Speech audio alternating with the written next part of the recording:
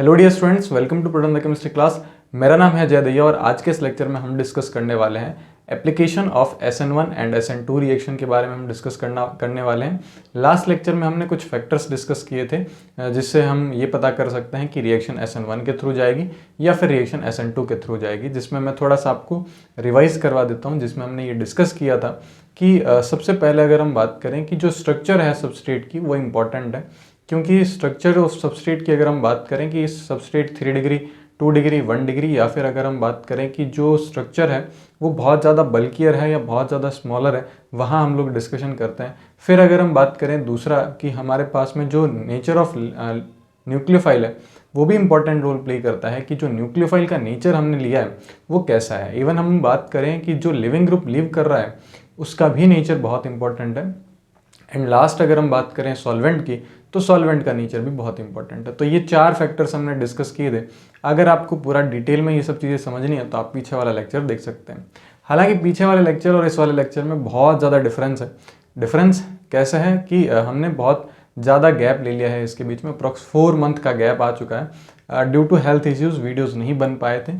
तो अब हम लोग ट्राई करेंगे कि आपको प्रॉपरली जो है सिलेबस के वीडियोस देखने को मिले और कुछ एग्जाम ओरिएंटेड वीडियोस भी आपको देखने को मिले, जिससे आप अपने टॉपिक्स को रिवाइज कर सकते हो क्लियर, और अपने जो क्वेश्चंस हैं उसको अच्छे से सॉल्व कर सकते हो।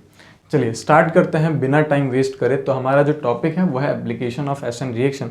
इसमें जो पहली रिएक्शन हम लोग पढ़ने वाले हैं वो हम लोग बहुत फेमस रिएक्शन है, इसको हम लोग बहुत अच्छे से डिस्कस करेंगे। रिएक्शन का नाम है रिएक्शन विथ, एक बार के लिए तो मैं इसकी जनरल रिएक्शन नाम लिख देता हूँ, reaction of alcohol with HX। हम एल्कोहल की रिएक्शन किसके साथ कराने वाले हैं? हम HX के साथ एल्कोहल की रिएक्शन करने वाले हैं और ये देखने वाले हैं कि क्या प्रोडक्ट बनेगा। तो बेसिकली आपने NCERT अगर थोड़ी बहुत देखी है तो NCERT में आपने देखा होगा method of preparation of alkyl halide. तो हमारे पास में एक method of preparation of alkyl halide में कैटेगरी आती है कि जिसमें हम एल्कोहल से एल्काइल हैलाइड का फॉर्मेशन कर सकते हैं।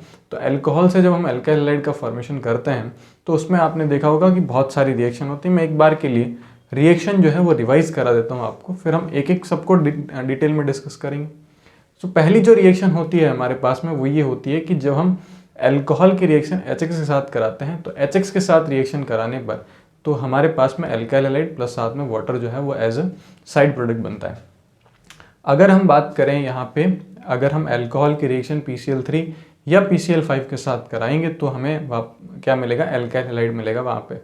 फिर अगर हम बात करें दूसरा और मेथड क्या लिया जा सकता है, तो सोडियम ब्रोमाइड हम यूज़ कर सकते हैं। NaBr के साथ हम H2SO4 कंसिडर करके भी एल्काइल ब्रोमाइड बना सकते हैं। फिर इसी तरीके से हम लोग रेड फॉस्फोरस के साथ में अगर हम X2 कंसिडर करें तो भी हम बना सकते हैं। एंड अगेन एक और रिएक्शन हमारे पास में आती है जिसमें बहुत फेमस रिएक्शन है वो, जिसमें क्या करते हैं हम एल्कोहल की रिएक्शन कराते हैं किसके साथ?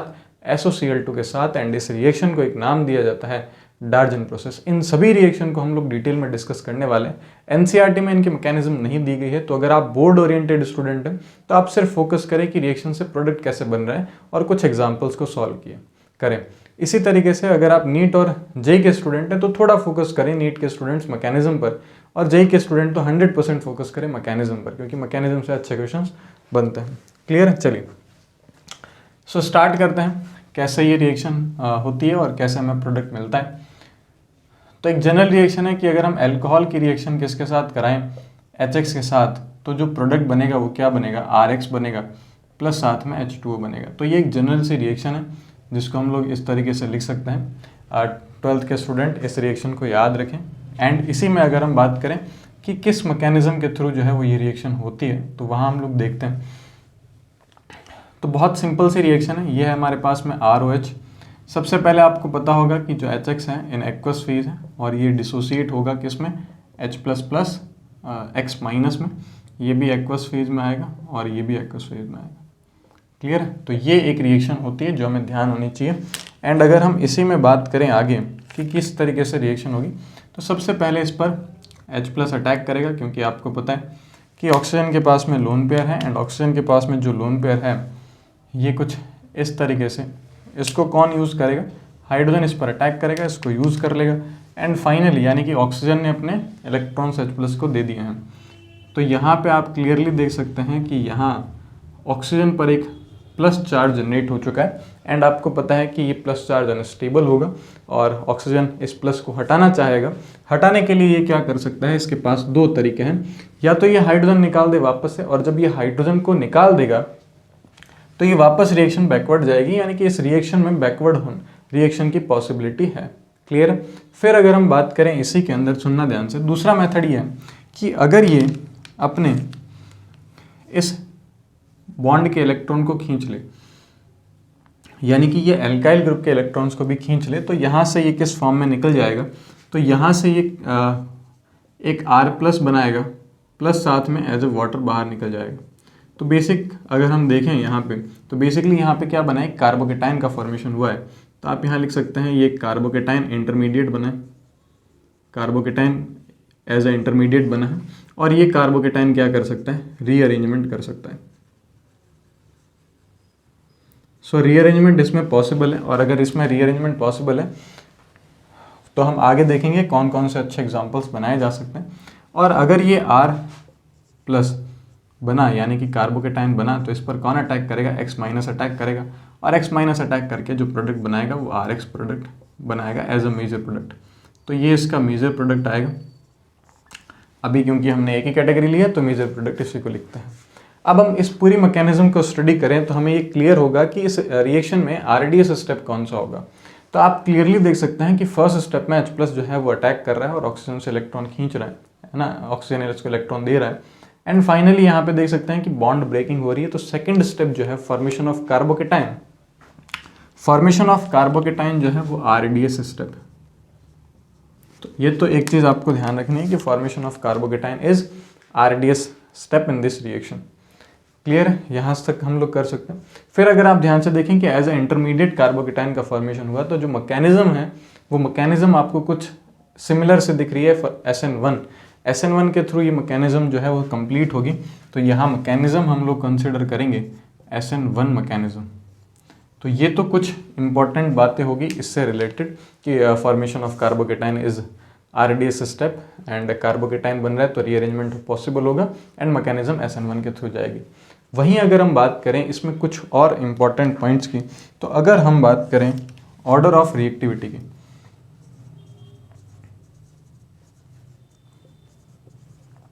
तो आप बताओ ऑर्डर ऑफ रिएक्टिविटी की अगर हम बात करें तो सबसे ज़्यादा किसकी रिएक्टिविटी होनी चाहिए। तो अगर मैं एल्काइल ग्रुप की बात करूं तो सबसे ज़्यादा किसकी होगी, 3 डिग्री, फिर उसके बाद 2 डिग्री और उसके बाद 1 डिग्री। क्यों? क्योंकि जो एल्काइल हैलाइड 3 डिग्री होगा वो ज़्यादा स्टेबल बनेगा। ठीक है, तो 3 डिग्री वाला कार्बोकेटाइन जो होगा वो ज़्यादा स्टेबल बनेगा, इस वजह से 3 डिग्री एल्काइल ग्रुप की जो रिएक्टिविटी होगी वो ज़्यादा होगी। एक इंपॉर्टेंट पॉइंट यहाँ पे नोट करना, क्या पॉइंट नोट करना, देखो ज़रूरी नहीं है हमेशा ये ऑर्डर सही हो। ठीक है, कैसे, तो सुनना ध्यान से। अगर आपको इतना क्लियर है कि जब हमने SN1 और SN2 को डिस्कस किया था तो SN1 में हमने क्या देखा था, SN1 में ये देखा था कि जो फॉर्मेशन ऑफ कार्बोकेटाइन होता है वो उसका RDS स्टेप होता है। क्लियर है, इंपॉर्टेंट है formation of carbocation, not stability of carbocation. सुन रहे हैं ध्यान से आप लोग। इसका इंपॉर्टेंस क्या है, इसका इंपॉर्टेंस ये है कार्बोकेटाइन कितना स्टेबल बन रहा है हमें उससे कोई फर्क नहीं पड़ेगा। फर्स्ट स्टेप की बात कर रहा हूँ मैं, हालांकि फर्स्ट स्टेप में कार्बोकेटाइन कितना स्टेबल बना उससे हमें कोई लेना देना नहीं है। इंपॉर्टेंट यह है कि कार्बोकेटाइन कितना फास्टली बना, क्योंकि कार्बोकेटाइन जितना फास्ट बनेगा उतना ही अच्छे से रिएक्शन होगी। आगे जाकर के वो रीअरेंज कर जाए वो बात अलग है, उसका हम नहीं देखने वाले। तो ये जो ऑर्डर है ये हर जगह सही हो ऐसा नहीं है। जेई के स्टूडेंट यहाँ ज़रूर फोकस करें कि इस ऑर्डर के लिए आप हमेशा डिपेंडेंट नहीं रहेंगे कि जहाँ पे भी आपने 3 डिग्री देखा और आंसर टिक कर दिया कि यहाँ तो रेट ज़्यादा होगी। ठीक है, तो फॉर जेई स्टूडेंट ये ऑर्डर जो है वो सही भी हो सकता है, गलत भी हो सकता है। बट अगर आप बोर्ड के स्टूडेंट हैं तो बोर्ड में भी कभी एग्जाम्पल आपको या कभी क्वेश्चन आपको नहीं देखने को मिलेगा जिसमें ये ऑर्डर ब्रेक हो रहा हो। क्लियर है, चलिए, तो ये एक इम्पॉर्टेंट पॉइंट है जो कि लोग मिस कर जाते हैं, इसको नोट ज़रूर करेंगे। क्लियर, तो ये ऑर्डर ऑफ रिएक्टिविटी है। अब एक इम्पॉर्टेंट पॉइंट है कि अगर हम इस एसिड की रिएक्टिविटी को देखें, क्योंकि अभी हमने क्या कंसिडर किया है, HX को कंसिडर किया, तो HX की जगह HF भी हो सकता है, HCl भी हो सकता है, HBr भी हो सकता है और HI भी हो सकता है। तो इनके केस में हमें क्या क्या चीज़ें ध्यान रखनी है तो वो आप लोग ध्यान रखेंगे। इन केस ऑफ HF, उसके बाद HCl, उसके बाद HBr और उसके बाद HI। ठीक है, अगर हम इनके केस में ध्यान रखें तो क्या ध्यान रखना है, तो एक चीज़ आप लोग ध्यान रखेंगे कि सबसे ज़्यादा रिएक्टिविटी जो होगी वो किसकी होगी, वो HI की होगी। तो मैं रिएक्टिविटी का ऑर्डर लिख देता हूँ, यहाँ HI की रिएक्टिविटी ज़्यादा होगी, ये हाईली रिएक्टिव होता है HI, और ये सबसे वीक रिएक्टिव होता है या लेस रिएक्टिव होता है, ऐसे बोल सकते हैं। तो इस केस में हमें कोई भी कैटलिस्ट की रिक्वायरमेंट नहीं पड़ती है, नो कैटलिस्ट रिक्वायर्ड। लेकिन अगर हम बात करें HBr के केस में, तो इन केस ऑफ HBr आप हमेशा याद रखेंगे यहाँ H2SO4 as a catalyst use किया जाता है। But in case of HCl के केस में आप यूज़ करेंगे ZnCl2। क्या यूज़ करेंगे, ZnCl2। Again in case of HF no catalyst required. क्यों, क्योंकि रिएक्शन ही नहीं होगी। समझ पा रहे हैं आप लोग, क्या आप मेरी बात समझ पा रहे हैं।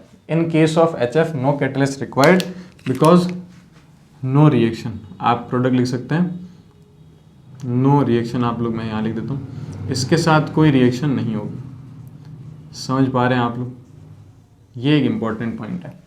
ठीक है, ये आउट ऑफ एनसीईआरटी में नहीं लिखा हुआ।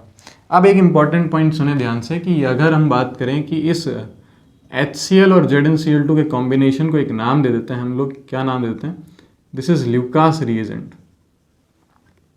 And this reagent is very famous to distinguish 3 degree, 2 degree और 1 डिग्री एल्कोहल्स। तो 3 डिग्री, 2 डिग्री, 1 डिग्री एल्कोहल्स को डिस्टिंग्विश करने में ये बहुत ज़्यादा हेल्प करता है। इसको यूज़ करके हम अल्कोहल में डिफरेंशिएट कर सकते हैं कि ये गिवन जो अल्कोहल है वो 3 डिग्री होगा, 2 डिग्री होगा या फिर 1 डिग्री होगा। तो ये एक बहुत इंपॉर्टेंट टेस्ट बन जाता है, तो इसको हम लोग कंसिडर करेंगे, जिसके नाम से हम लोग लिखेंगे ल्यूकास टेस्ट। क्या लिखेंगे इसमें, it is used to distinguish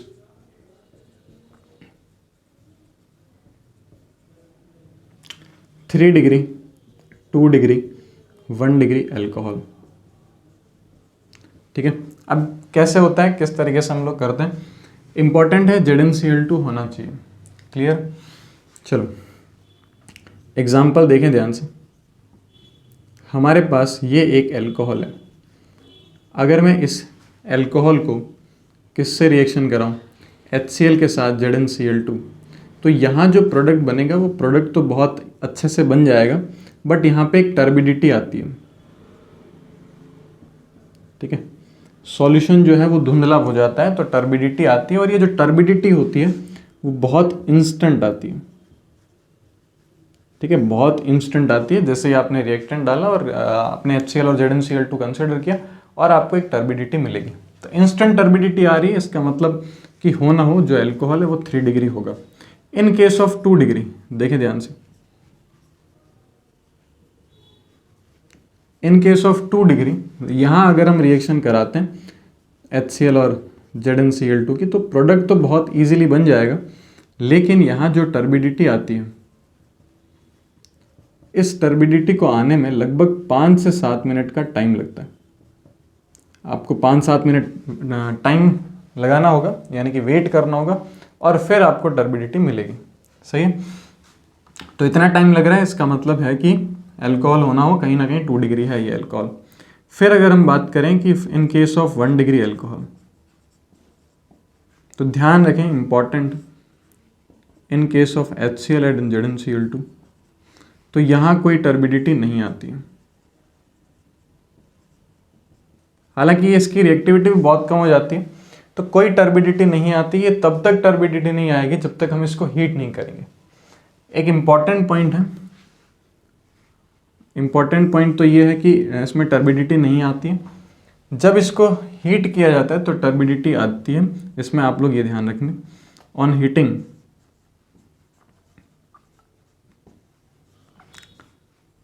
तो जो टर्बिडिटी है वो आपको देखने को मिलेगी, लेकिन इसमें भी टाइम लगेगा। तो सिंपल सी बात है कि आप इसको इजीली डिस्टिंग्विश कर सकते हैं कि given alcohol is 3 degree, 2 degree और 1 डिग्री।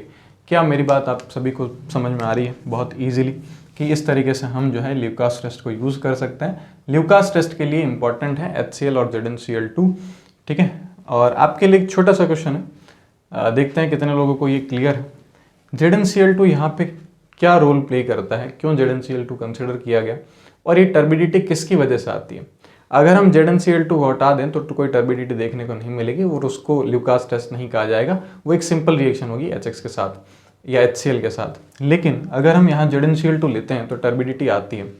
क्या रोल होता है ZnCl2 का, एक्चुअली टर्बिडिटी किसकी वजह से आती है, अगर आपको पता है, आपने कहीं से पढ़ा है, तो प्लीज़ उसको कमेंट बॉक्स में टाइप ज़रूर करें। जिसका आंसर सही होगा उसको पिन किया जाएगा, और अगर मान लो किसी को भी नहीं समझ में आ रहा तो 1 वीक के अंदर अंदर या 1-2 दिन के अंदर अंदर मैं इसका एक करेक्ट आंसर जो है कमेंट बॉक्स में मेंशन कर दूंगा। क्लियर? तो क्यों इसका यूज़ किया जाता है, देखते हैं कितने लोग इसका आंसर करते हैं। चलिए आप इसको फटाफट से कॉपी करें, फिर हम इसके कुछ एग्जाम्पल्स जो है वो प्रैक्टिस करते हैं। एक इंपॉर्टेंट पॉइंट मैं और बता देता हूँ।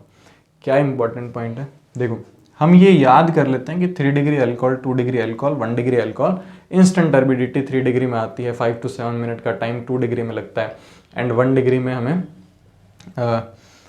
कोई टर्बिडिटी देखने को मिलती नहीं है। सही है, इसीलिए मैंने, अगर आपको याद हो तो मैंने यहाँ पे ये लिखा कि हो सकता है कि 3 डिग्री हो कहीं ना कहीं, बट ज़रूरी नहीं है कि हमेशा ही हर 3 डिग्री अल्कोहल जो है वो आपको इंस्टेंट टर्बिडिटी दे, या फिर हर 2 डिग्री जो है उसको 5-7 मिनट का टाइम लगे। अगर कार्बोकेटाइन बहुत ज़्यादा स्टेबल है, रिएक्शन बहुत ज़्यादा फास्ट हो रही है ड्यू टू स्टेबिलिटी, तो हम बोल सकते हैं चाहे वो 2 डिग्री हो फिर भी वहाँ इंस्टेंट टर्बिडिटी आती है। ठीक है, तो ये चीज़ हमें ध्यान रखनी है। कई बार हमसे एक क्वेश्चन पूछ लिया जाता है कि कौन से कंपाउंड में इंस्टेंट टर्बिडिटी आएगी, और वहाँ एक भी कंपाउंड 3 डिग्री नहीं होता। तो वहाँ ये चेक करना है कि जो स्टेबिलिटी ऑफ कार्बोकेटाइन है वो किस में ज़्यादा होगा। जिसमें स्टेबिलिटी ऑफ कार्बोकेटाइन ज़्यादा होगा वो ज़्यादा अच्छे से वो रिएक्शन शो करेगा। ठीक है, कंपैरिजन पॉइंट भी इंपॉर्टेंट है कि आप कंपेयर कैसे कर रहे हैं, तो इसको नोट करें। ये कुछ फैक्टर्स आप जरूर अपने माइंड में ध्यान रखें, कुछ पॉइंट्स हैं जो ध्यान रखने लायक हैं, जिससे क्वेश्चन अच्छे बनते हैं, और फिर अगर हम इन पॉइंट्स को स्किप कर देते हैं तो हमारे क्वेश्चंस गलत हो जाते हैं। क्लियर है? तो फटाफट से इसको कॉपी करें, फिर क्वेश्चन करते हैं, फिर नई रिएक्शन डिस्कस करते हैं। चलिए हम डिस्कस करते हैं कुछ एग्जांपल्स को, और इन एग्जांपल्स से आप इजीली सीख पाएंगे कि कहाँ पे टर्बिडिटी मिलेगी या नहीं मिलेगी और किस तरीके से रिएक्शन होगी। सो बहुत बेसिक सी रिएक्शन है, बहुत सिंपल से आप इसका आंसर कर सकते हैं। सो बताएं फर्स्ट वाले का आंसर तो बहुत सिंपल है, क्योंकि 3 डिग्री है हमारे पास, आंसर ये आएगा। अगर हम 2 डिग्री की इसमें बात करें, इसमें 2 डिग्री अल्कोहल है। इंपॉर्टेंट ये है कि देखो ध्यान से, क्योंकि यहाँ पे कार्बोकेटाइन बन रहा था, तो ये सेंटर जो है वो कायरल सेंटर है। तो इस सेंटर पर जब कार्बोकेटाइन बनेगा तो टॉप एंड बॉटम दोनों साइड अटैक हो सकता है। तो यहाँ 2 प्रोडक्ट बनेंगे, एक वेज पर आ सकता है और एक डैश पर आ सकता है। अगेन अगर हम बात करें तो यहाँ पे 2 डिग्री अल्कोहल है और ये Cl आ जाएगा। अब देखें इंपॉर्टेंट है एग्जाम्पल नंबर 4। एग्जाम्पल नंबर 4 यहाँ रिएक्शन नहीं होगी, तो आप लोग लिखेंगे नो रिएक्शन। एग्जाम्पल नंबर 5 में ध्यान से देखें तो अब रिएक्शन हो सकती है और रिएक्शन होगी। अब यहाँ ये दिमाग नहीं लगाना है कि सर देखो यहाँ पे तो 1 डिग्री है तो ये रिएक्शन नहीं होगी। तो मैंने आपको कहा था कि कितना स्टेबल कार्बोकेटाइन बन रहा है, तो यहाँ आपको पता है कि ये कुछ इस तरीके का कार्बोकेटाइन बना होगा और इसी पे आकर के कौन अटैक करेगा, Cl। तो ये जो कार्बोकेटाइन बनेगा वो एक रेजोनेंस स्टेबलाइज्ड कार्बोकेटाइन है, तो यहाँ पे रिएक्शन होगी। और यहाँ ध्यान रखेंगे यहाँ इंस्टेंट टर्बिडिटी भी आती है। अगर हम इसमें ध्यान से देखें तो आपको पता है कि ब्रिजड कार्बन पर कभी भी क्या नहीं होता है, यहाँ पे रिएक्शन आप नहीं देख सकते SN1 और SN2। क्लियर? तो यहाँ पे भी हम लोग क्या लिखेंगे, नो रिएक्शन। ये हम लोग पढ़ चुके हैं इनकी कंडीशन। ठीक है, अच्छा एग्जाम्पल नंबर 7 इंपॉर्टेंट एग्जाम्पल है। सबसे पहले आप इसको क्या करो, सबसे पहले यहाँ से OH चला जाएगा, तो यहाँ कुछ इस तरीके का कार्बोकेटाइन बनेगा। एंड आप क्लियरली देख सकते हैं कि यहाँ जो कार्बोकेटाइन बना ये कैसा है, ये डायरेक्टली रिंग से अटैच है और ये डायरेक्टली रिंग से अटैच है। तो आप यहाँ पे क्या कर सकते हो, रिंग को ब्रेक कर सकते हो, एंड प्लस के सामने प्लस और यहाँ माइनस, एंड ये कनेक्ट हो जाएगा। तो जो रिंग बनेगी वो कितने कार्बन की बनेगी, रिंग बनेगी 6 कार्बन की, एंड यहाँ कार्बोकेटाइन आएगा और यहाँ Cl आ जाएगा। तो फाइनल जो प्रोडक्ट आएगा वो ही आएगा। तो जल्दबाजी में हमें ये गलती नहीं करनी है और ये ध्यान रखना है कि यहाँ रीअरेंजमेंट होता है। क्लियर है? 8th की बात करें तो यहाँ पे भी जो टर्बिडिटी आएगी वो इंस्टेंट आएगी, क्योंकि ये जो साइट है इसको बोलते हैं एलाइलिक साइट, और इस एलाइलिक साइट पर due to resonance most stable carbocation बनेगा। यहाँ कोई रिएक्शन नहीं होगी, ये हम लोग पहले ही देख चुके हैं। मैंने आपको कंडीशन बता रखी है कि विनाइल अगर आपके पास में सिस्टम है तो उस पर एसन रिएक्शन नहीं होती। अगर हम यहाँ देखें तो ये 1 डिग्री अल्कोहल है, साथ में हीट किया गया है, और 1 डिग्री अल्कोहल है, साथ में हीट किया गया है, तो ये रिएक्शन हो जाएगी और टर्बिडिटी आने में टाइम लगेगा बट टर्बिडिटी मिलेगी। क्लियर, क्योंकि हीट किया गया, हीट नहीं करते तो टर्बिडिटी नहीं आती। तो ये इस तरीके से जो है बहुत ही बेसिक से क्वेश्चंस होते हैं, आप आराम से जो है इसको सॉल्व कर सकते हैं। आई होप आप सभी को ये समझ में आए होंगे। क्लियर, चलिए तो फटाफट से इसको नोट करें। फिर हम लोग 2 रिएक्शन और पढ़ने वाले हैं, जिसमें हम लोग पढ़ेंगे फिंकलस्टीन रिएक्शन और स्वार्ट्ज प्रोसेस। इनको पढ़ करके हम जो है इस टॉपिक को अभी ख़त्म कर देंगे, एंड नेक्स्ट क्लास में हम डिस्कस करेंगे PCl3, PCl5, SOCl2 को हम डिस्कस करेंगे। क्लियर, तो फटाफट से इसको कॉपी करें। 2 बहुत सिंपल सी रिएक्शन है, उनको हम लोग डिस्कस करने वाले हैं। चलिए हम स्टार्ट करते हैं नेक्स्ट रिएक्शन को, जिसका नाम है Finkelstein reaction. And Finkelstein reaction जो है क्या होती है, फिंकलस्टीन और स्वार्ट्ज रिएक्शन हम लोग पढ़ेंगे। बेसिकली एक type of halogen exchange reaction होती है, जिसमें किसी एक हेलोजन को हटा करके कोई दूसरा हेलोजन जोड़ा जाता है, तो ये रिएक्शन होती है। तो ये यूज़ की जाती है क्योंकि अगर आपको ध्यान हो तो अगर हम आयोडाइड प्रोडक्ट बनाना चाहें या फिर फ्लोराइड प्रोडक्ट बनाना चाहें तो ये हमारे लिए थोड़ा डिफिकल्ट होता है अगर हम फोटो हेलोजिनेशन यूज़ करते हैं किसी भी एल्केन कंपाउंड के ऊपर। तो वहाँ से हम सिर्फ क्लोरीनेटेड और ब्रोमिनेटेड प्रोडक्ट ही बना सकते हैं। तो हमारे पास में एक कन्वीनियंट मेथड ये होता है कि हम वहाँ पे क्या यूज़ करें, हम ऐसे कंपाउंड को यूज़ करें जो कि एक किसी हेलोजन को हटा के नया हेलोजन जोड़ सकें। फॉर एग्जांपल अगर हमारे पास में क्लोरीनेटेड कंपाउंड है तो उसमें क्लोरीन हटा के आयोडीन जोड़ा जा सके या फ्लोरीन जोड़ा जा सके। तो कैसे जोड़ते हैं वो हम लोग सीखने वाले हैं। तो देखें ध्यान से, बहुत बेसिक रिएक्शन है, बोर्ड एग्जाम में पूछी भी जाती है। तो देखें क्या क्या इंपॉर्टेंस है इस रिएक्शन की। अगर हम बात करें हमारे पास RCl है, इसकी रिएक्शन मुझे किसके साथ करानी होगी, सोडियम आयोडाइड के साथ इसकी रिएक्शन करवानी होगी। अब एक इम्पॉर्टेंट क्वेश्चन है यहाँ पे, जो सोडियम आयोडाइड है यहाँ अगर हम इसके नेचर की बात करें तो ये जो नेचर आपको देखने को मिलेगा तो आपको लगेगा कि सोडियम और आयोडीन के बीच में एक आयनिक बॉन्ड होना चाहिए। But according to Fajans rule के अकॉर्डिंग इसमें कुछ जो है कोवेलेंट कैरेक्टर भी देखने को मिलेंगे। तो ड्यू टू फजान्स रूल ये जो है कैसा होता है, ये कोवेलेंट होता है, covalent in nature. According to Fajans rule, due to नहीं, अकॉर्डिंग टू फजान्स रूल। और आई होप आप लोगों ने फजान्स रूल पढ़ा होगा केमिकल बॉन्डिंग में, नहीं पढ़ा है तो एक बार ज़रूर जो है वो पढ़ लेना। तो फजान्स रूल के अकॉर्डिंग जो सोडियम आयोडाइड है वो क्या होगा, वो जो है एक कोवेलेंट कैरेक्टर रखेगा इसके अंदर। तो इसी में हमें एक सॉल्वेंट ऐड करना होता है जिसको हम बोलते हैं एसीटोन। एसीटोन की बात करें तो it is a polar protic solvent. ठीक है, पोलर प्रोटिक सॉल्वेंट होता है, ये पोलर एप्रोटिक सॉल्वेंट होता है। बिल्कुल गलत लिखा मैंने, पोलर एप्रोटिक सॉल्वेंट होता है, PAS होता है, पोलर प्रोटिक नहीं होता है। तो पोलर एप्रोटिक सॉल्वेंट हम इसमें यूज़ करेंगे, और पोलर एप्रोटिक सॉल्वेंट यूज़ हम लोग इसमें करेंगे तो यहाँ से ये इसका डिसोसिएशन हो जाएगा। अदरवाइज़ ये Na+ और I- में डिसोसिएट नहीं होगा। आपको अगर याद हो तो हम लोग लिविंग ग्रुप की टेंडेंसी पढ़ते हैं, तो लिविंग ग्रुप की टेंडेंसी में सॉल्वेंट का भी बहुत इंपॉर्टेंट रोल होता है। तो अगर आपको याद हो तो मैंने आपको कुछ वीडियोस बना रखे हैं न्यूक्लियोफिलिसिटी पे बेस्ड, तो वहाँ पे हमने न्यूक्लियोफिलिसिटी जो है वो डिस्कस करी है, Na+ या लिविंग टेंडेंसी भी डिस्कस करी है, NF, NaCl, NaBr, NaI, तो वहाँ आप लोग देख सकते हैं। ठीक है, तो देखें, तो पोलर एप्रोटिक सॉल्वेंट हमने यहाँ लिया है, एंड जो प्रोडक्ट बनेगा वो बहुत सिंपल है, Ri बनेगा प्लस साथ में NaCl बनेगा। अब एक और यहाँ पे क्वेश्चन बन सकता है, जो NaCl है, क्योंकि सॉल्यूशन हमारा एसीटोन का है, तो जो NaCl है क्या वो ये जो पोलर एप्रोटिक सॉल्वेंट है जो कि एसीटोन है, क्या उसमें वो डिज़ोल्व नहीं हो जाएगा। तो देखें ध्यान से, यहाँ पे एक इम्पॉर्टेंट पॉइंट है कि यहाँ जो है इसके अंदर कोवेलेंट कैरेक्टर बहुत कम होते हैं, तो डोमिनेटिंग कैरेक्टर होते हैं इसमें आयनिक। ठीक है, तो ये क्या शो करता है, ये आयनिक कैरेक्टर शो करता है। और आयनिक कैरेक्टर अगर है इसमें तो यहाँ पे ध्यान रखना ये इनसॉल्युबल होते हैं, insoluble in polar aprotic solvent, क्योंकि लाइक में डिजोल्व होता है, वहाँ से आप फंडा यूज़ कर सकते हो।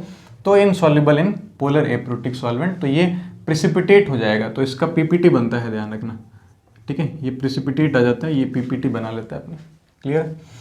चलिए अब हम आगे बात करें, तो ये जो रिएक्शन है, इस रिएक्शन की जो मैकेनिज्म है वो किस तरीके से होती है। तो इसकी जो मैकेनिज्म है वो SN2 मैकेनिज्म होती है।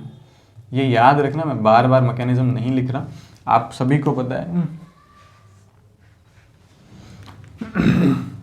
आप सभी को पता है कि जो SN2 मैकेनिज्म होती है उसमें क्या होता है कि बैक साइड से अटैक होता है और फाइनली लीविंग ग्रुप जो है वो लीव कर जाता है। तो ऐसा कुछ होता है, इसमें SN2 मैकेनिज्म होती है। और SN2 मैकेनिज्म है तो बताओ यहाँ रिटेंशन होगा या फिर इन्वर्जन होगा। तो बेसिकली अगर हम बात करें तो यहाँ इन्वर्जन होता है, तो जो कॉन्फ़िगरेशन हमने लिया था उसका इन्वर्ट हो जाता है, ठीक है। तो ये हमारे पास में कौन सी रिएक्शन है, ये हमारे पास में फिंकलस्टीन रिएक्शन है। इसी से आगे बढ़ते हुए हम लोग बात करेंगे कौन सी रिएक्शन के बारे में, जिसका नाम है स्वार्ट्ज प्रोसेस।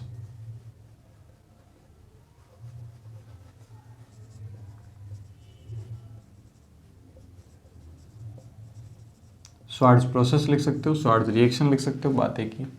अब देखें ध्यान से, स्वार्ट्ज प्रोसेस जो होता है ये रिएक्शन क्या होती है, किस तरीके से होती है। इसमें अगर हम देखें तो हमारे पास में सपोज करो RCl है, या RBr भी लिखा जा सकता है, RI नहीं लिखा जा सकता, क्योंकि सिंपल सी बात है ना, RI तो पहले से बना, क्या बनाओगे, ठीक है। लेकिन एक इम्पॉर्टेंट कॉन्सेप्ट है, कभी हम लोग डिस्कस करेंगे, जो मैंने अभी पॉइंट बोला है कि यहाँ RI लिया हुआ है तो फिर क्या ही बनाओगे, RI तो पहले से ही बना हुआ है, तो हम फिर क्यों रिएक्शन को यूज़ करेंगे। तो एक इम्पॉर्टेंट कॉन्सेप्ट है जिसको हम लोग ज़रूर डिस्कस करेंगे, इसके बीच में हम लोग डिस्कस नहीं करने वाले हैं। क्लियर। तो आपको क्या चीज़ ध्यान रखनी, इस पर सोचना, जो मैंने अभी बोला कि कौन सा कॉन्सेप्ट हो सकता है वो। तो RCl जो है हमने यहाँ यूज़ किया है, यहाँ हम यूज़ करेंगे AgF यूज़ कर सकते हैं, ठीक है। इसके अलावा भी बहुत सारे जो है रिएजेंट यूज़ किए जा सकते हैं, NCERT में आपको देखने को मिलेंगे। क्लियर। तो हम जनरली AgF यूज़ करते हैं, KgF जस्ट लाइक AgF। तो RCl जो है वो इसके साथ रिएक्शन करेगा एंड यहाँ RF बनाएगा, प्लस साथ में यहाँ क्या बनेगा, AgCl बनेगा, और आप सभी को पता है AgCl का प्रेसिपिटेट बन जाएगा। क्लियर। इम्पॉर्टेंट, इस रिएक्शन की जो मैकेनिज्म होती है वो भी कैसी होती है, SN2 मैकेनिज्म से ही ये रिएक्शन होती है। तो बहुत बेसिक सी रिएक्शन होती है, इजीली आप लोग कर सकते हैं। तो स्वार्ट्ज प्रोसेस लो चाहे फिंकलस्टीन लो, हमेशा ही जो मैकेनिज्म होगी वो SN2 के मैकेनिज्म के थ्रू जाएगी एंड हम यहाँ से जो है हेलोजन को एक्सचेंज कर सकते हैं एंड फाइनली हमें फ्लोराइड जो है कंपाउंड मिल सकते हैं, alkyl fluorides and alkyl iodides जो है वो एज अ प्रोडक्ट मिल सकते हैं। तो इस तरीके से हम कर सकते हैं। तो ज़्यादा कोई ऐसी रिएक्शन नहीं है। हाँ, इसके एग्जांपल ज़रूर करेंगे जिसमें आपको ज़्यादा से ज़्यादा घुमा करके क्वेश्चन स्टीरियो से पूछा जा सकता है कि इन्वर्जन और रिटेंशन का केस जो है वो आपको दिया जा सकता है। इसके अलावा इन रिएक्शन में कुछ भी कॉम्प्लिकेशंस नहीं क्रिएट की जा सकती। क्लियर है। एंड आई होप आपको सभी को पता है कि SN2 है तो सेम ही ऑर्डर रहेगा जो हम लोग SN2 में पढ़ते हैं और सेम ही फैक्टर्स हम यूज़ करेंगे। क्लियर है। तो आप फटाफट से इसको कॉपी करें, फिर हम कुछ क्वेश्चन जो है वो प्रैक्टिस करते हैं। चलिए अब हम स्टार्ट करते हैं, कुछ क्वेश्चंस को हम लोग डिस्कस कर लेते हैं। तो ये हमारे पास में 5 क्वेश्चन हैं, इनमें से मैं 2 क्वेश्चन जो है आपको सॉल्व करवाऊंगा। किस तरीके से देखना है, बहुत ही बेसिक से क्वेश्चंस है। इंपॉर्टेंट ये है कि बैक साइड अटैक होगा, तो बैक साइड अटैक होगा तो एक ही सिंगल प्रोडक्ट आएगा जो कि इन्वर्टेड प्रोडक्ट आएगा। तो आप देख सकते हैं ध्यान से, इसको अगर वेज बनाया गया है तो यहाँ जो आयोडीन है वो एज डैश में आ जाएगा और यहाँ पे जो फ्लोरीन है वो भी किस में आ जाएगा, वो डैश में आ जाएगा। क्लियर। तो प्रोडक्ट इन्वर्ट हो चुका है। यहाँ पे इम्पॉर्टेंट ये है, इम्पॉर्टेंट क्या है, देखो इस सेंटर पर कोई चेंज नहीं होगा, है ना, फ्लिप करना नहीं है, ध्यान रखना। इन्वर्टेड प्रोडक्ट है, कॉन्फ़िगरेशन इन्वर्ट होता है। तो यहाँ पे देखें ध्यान से, यहाँ पे चेंज आएगा, यहाँ पे कोई चेंज नहीं आएगा। तो जो मिथाइल है वो वैसा का वैसा ही रहेगा, मिथाइल में कोई चेंज नहीं आएगा। बट यहाँ अगर हम बात करें Cl जो है वो हट जाएगा और यहाँ पे डैश पे क्या आएगा, आयोडीन आएगा। Again same to same product नीचे वाले में बनेगा कि जो मिथाइल है वो वैसा का वैसा ही रहेगा, डैश पे फ्लोरीन आ जाएगा। क्या आपको बात यहाँ तक समझ में आ रही है? इसी तरीके से आप थर्ड वाला खुद सॉल्व करेंगे। थर्ड वाले का आप आंसर ज़रूर लिखें। फोर्थ वाले का भी आंसर मैं बता देता हूँ, फिफ्थ वाला आंसर आप खुद से खुद लिखेंगे। फोर्थ वाले में क्या होगा, फोर्थ वाले में देखें ध्यान से, ऊपर वाले सेंटर पर कोई चेंज नहीं होगा, इस कायरल सेंटर में आपको कोई चेंज नहीं करना है। चेंज जो होगा वो सिर्फ नीचे वाले में होगा। तो यहाँ आयोडीन, यहाँ आएगा H, यहाँ आएगा मिथाइल। एंड सेम प्रोडक्ट जो है वो इसमें मिलेगा। यहाँ मिथाइल है, यहाँ डी है, यहाँ एच है, यहाँ फ्लोरीन है, यहाँ एच है और यहाँ। तो बहुत सिंपल है, बहुत इजीली जो है आप इनको बना सकते हैं। इसमें ज़्यादा से ज़्यादा आपको स्टीरियो ही दी जाएगी, स्टीरियो से रिलेटेड ही क्वेश्चंस पूछे जाएंगे। तो इसमें ज़्यादा कॉम्प्लिकेशंस क्रिएट नहीं किए जा सकते, या फिर कोई रिएक्शन हो रही है जिसमें आपको पी क्यू आर एस इस तरीके से प्रोडक्ट फाइंड आउट करना है, तो उसमें कोई बीच में रिएक्शन यूज़ करके पूछा जा सकता है। इसके अलावा इसका इंपॉर्टेंस ज़्यादा कोई खास नहीं है। SN2 मैकेनिज्म हो रही है, ये हमने देखा है। क्लियर है? सो आई होप आप सभी को यहाँ तक समझ में आया होगा। अभी हमने सिर्फ हाफ एप्लीकेशंस कंप्लीट किए हैं। अभी PCl5, PCl3, NaBr H2SO4 के साथ, रेड फॉस्फोरस X2 के साथ एंड SOCl2 ये बाकी है, जो कि हम लोग नेक्स्ट लेक्चर में हम लोग कवर करेंगे इनको। एंड आई होप आप सभी को ये सब चीज़ें जो है वो अच्छे से समझ में आई है। और प्रैक्टिस करें, जितने ज़्यादा क्वेश्चन प्रैक्टिस करोगे उतना ही ज़्यादा कॉन्सेप्ट जो है वो क्लियर होगा। क्लियर है? मिलता है नेक्स्ट वीडियो के अंदर, तब तक के लिए गुड बाय।